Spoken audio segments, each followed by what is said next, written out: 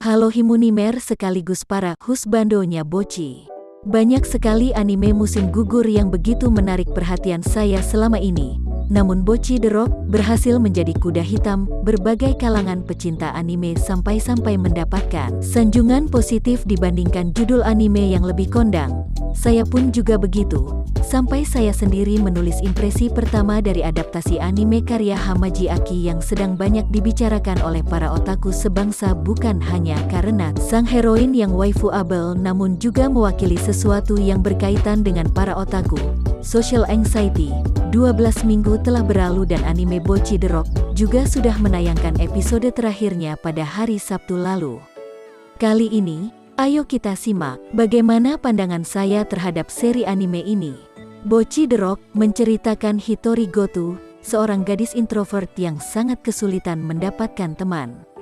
Dia memutuskan untuk belajar gitar setelah terinspirasi dari sebuah grup band di TV dengan harapan bisa mendapatkan teman.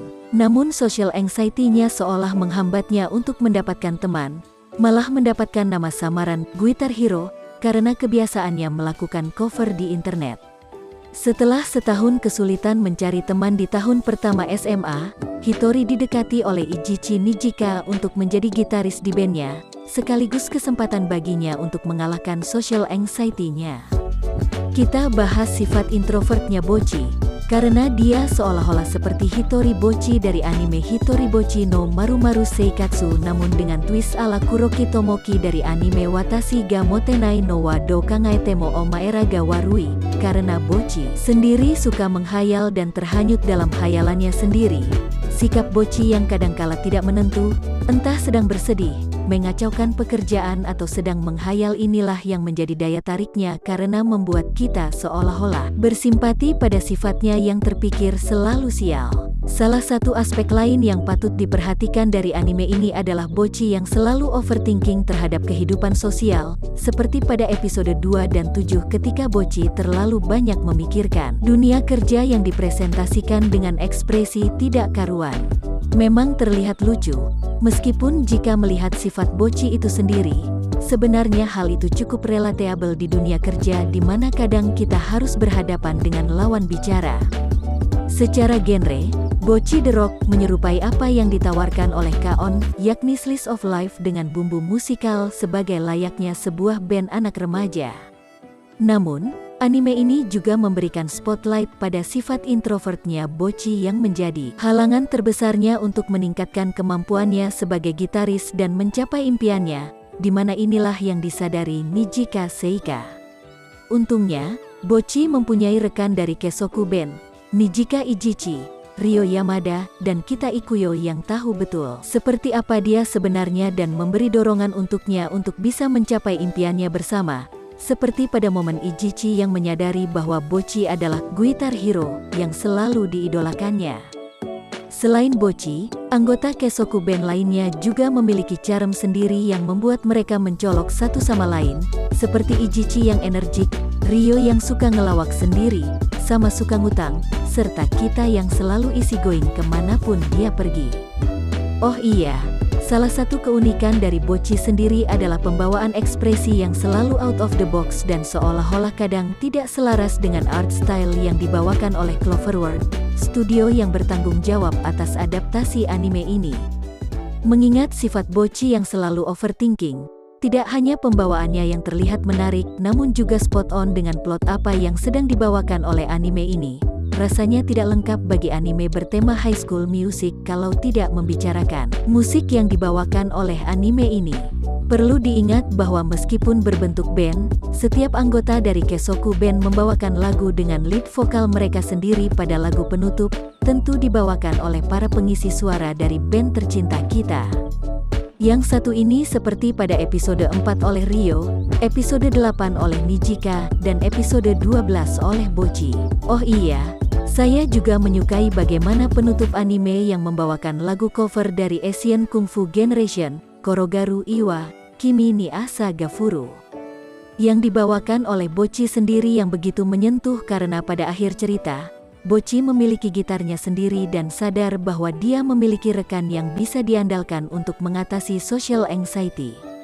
Art style dengan unsur santuy dan gabut, Tapi niat keunikan lain dari Bocchi The Rock bukan hanya dari sang waifu introvert, namun juga art style yang dibawakan oleh Cloverwork yang tidak hanya terkesan santai namun juga memiliki bumbu komedi.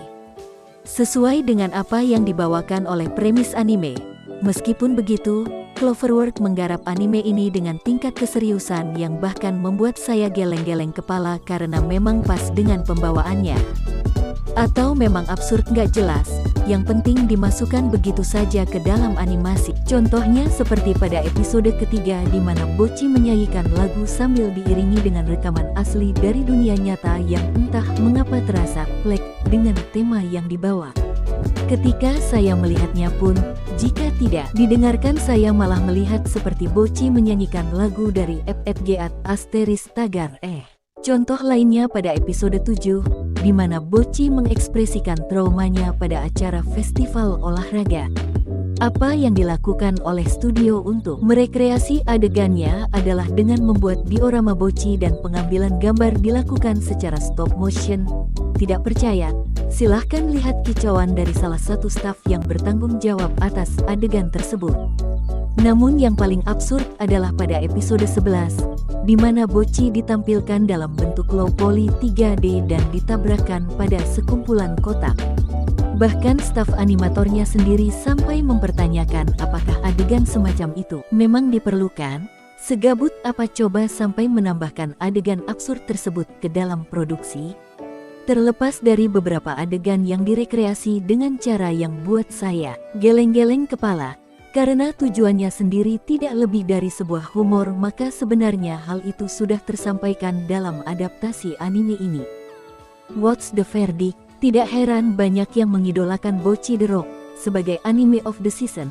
Saya pun juga termasuk karena faktanya sebelum penayangannya pun anime ini berada di bawah bayang-bayang hype dari judul anime yang lebih tenar. Apalagi anime dengan genre slice of life.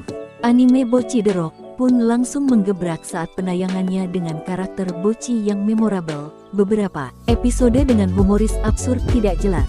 Lalu yang terpenting adalah pembawaan cerita yang membuat kita seolah terhanyut pada bagaimana Bocchi mengatasi kelemahannya. Oh iya, satu lagi, anime ini mengingatkanmu satu hal, tuh. Todd Grass. Pada akhirnya jika merindukan anime slice of life berfokus musik seperti K-On, namun dengan warna baru dan menyegarkan, maka segera tutup video ini dan nonton Bocchi The Rock sekarang juga. Apalagi bisa kalian tonton melalui Aniplus Asia, Bilibili, dan Crunchyroll. Seriously, it's a very Rocky anime for music nerd.